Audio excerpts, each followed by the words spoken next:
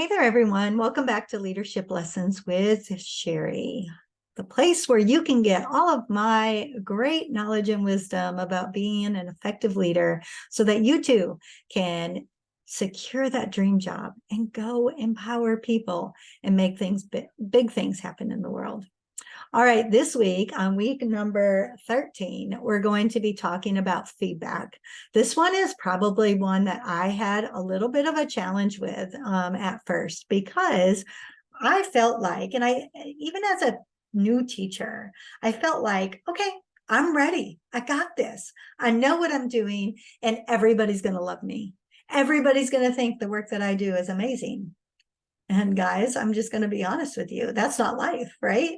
Sure, you're going to have your great days and great ideas and great things are going to happen. But then there are also going to be those days that are not so great, that are a little more challenging, that you may not have all of the answers. You may not know how to do all of the things.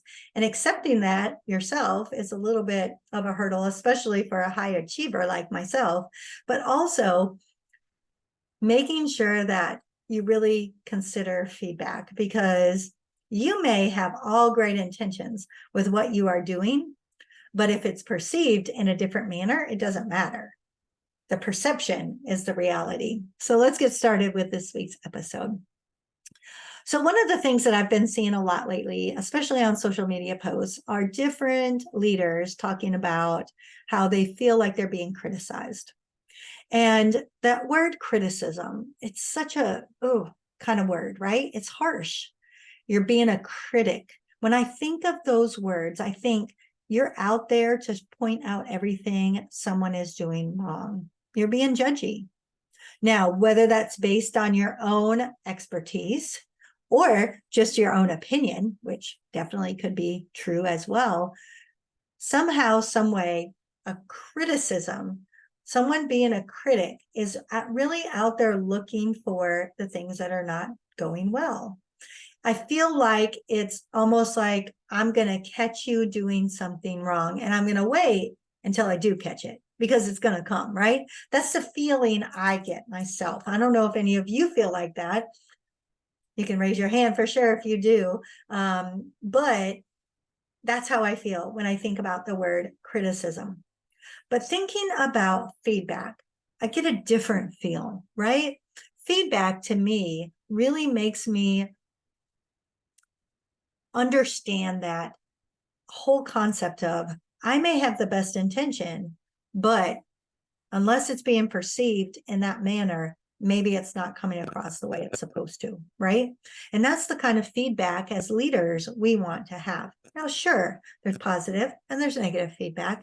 And we have to realize, number one, what constitutes which, and when to take that feedback and really, really harness in on what it's telling us, and when we sometimes have to let it go.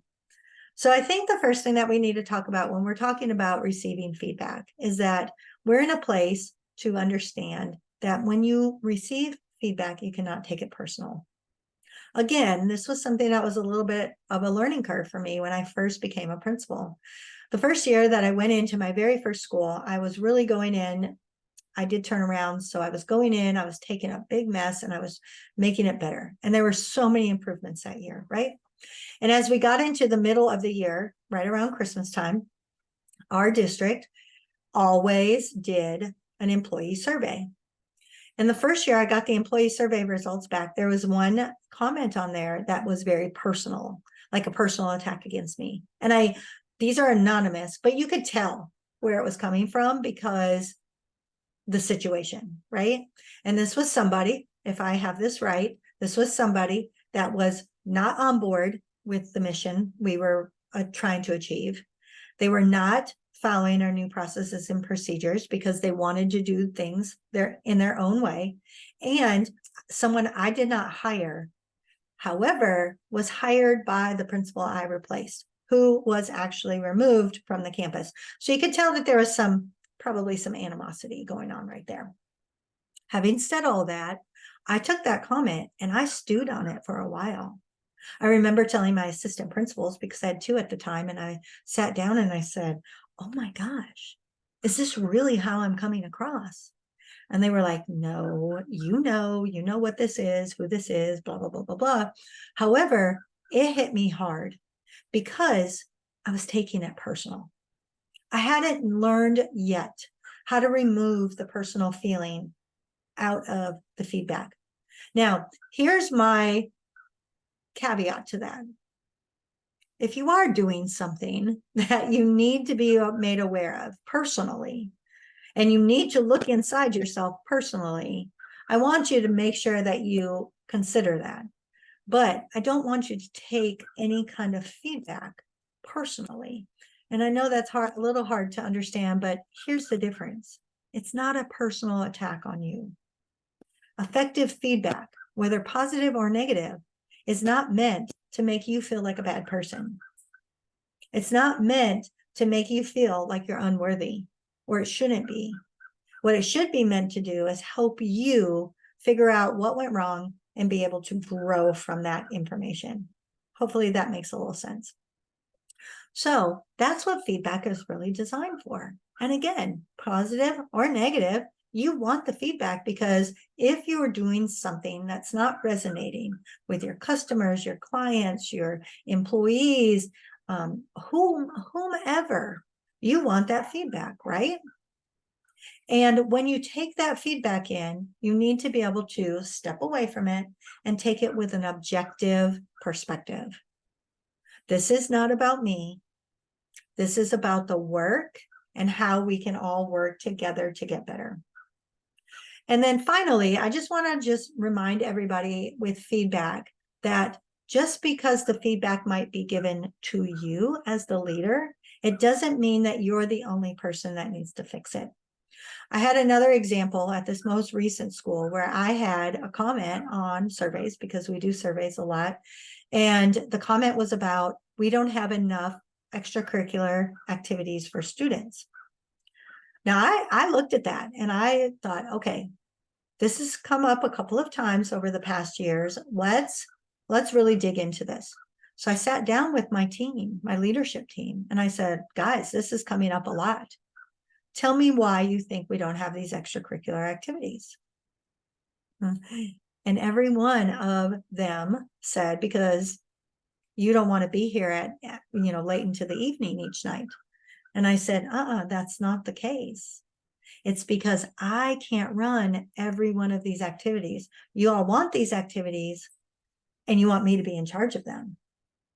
I can't. And someone on that team said, okay, but you're single. You can be here as late as you need to. You don't have kids to go take care of. You don't have a spouse. Okay, but that's not the point. I'm still a human. I'm still a person. I can't do it all. We have staff that want to have these activities, but we have to get staff to help with these activities, because I can't be at school until 6 p.m., 7 p.m. every night running a different student activity because y'all want the activities. So I went into probably a little more detail than needed, but I want you to really hear me when I say you have to be able to take in that feedback, but you also have to make sure that you utilize your people to help you problem solve it. That conversation led to us forming a committee, meeting with the staff, and we did add a few things for our students that staff were in charge of, not me. Because that's not my wheel, that's not my realm. That's not the thing that I was supposed to be doing, right? And I think that sometimes as leaders, we take it and we feel like it's our personal responsibility to fix every single thing. But you can have your team come on board with you and help work it out. Will you get it all worked out? I don't know. It just depends on what the situation is. However, more minds usually is a little bit better than just one mind. And as a leader, you're already responsible for so many things. This is one of those things that you can delegate to people that can help you figure it out. So don't be too proud to be able to be vulnerable with that and to be able to say, I need some help. All right, you guys. So feedback. It's so important. I love to get the feedback because I've taught myself to learn to love it, because it helps me to really dig down, figure out if it's something valuable, if it's something that makes sense, and if there's something I need to be able to adjust the work that I'm doing to be able to help myself be the best leader I can be. And that's the same for you.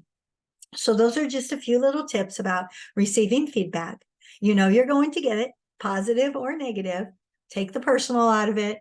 Make sure that you really consider what types of things that people are saying, because your intention could be completely different than their reality, their perception. And finally, don't hesitate to use your teams to help you figure it out. Now, if you're a solopreneur right now with me, use your network. Find your mentors, find your colleagues that you really trust and value, so that you can get an outside opinion, process through these kinds of things, because more minds usually are better than just one mind figuring out all of the problems of the world. All right, y'all. Until next time, this is Cheri with Leadership Lessons with Cheri, and I will see you next week right here.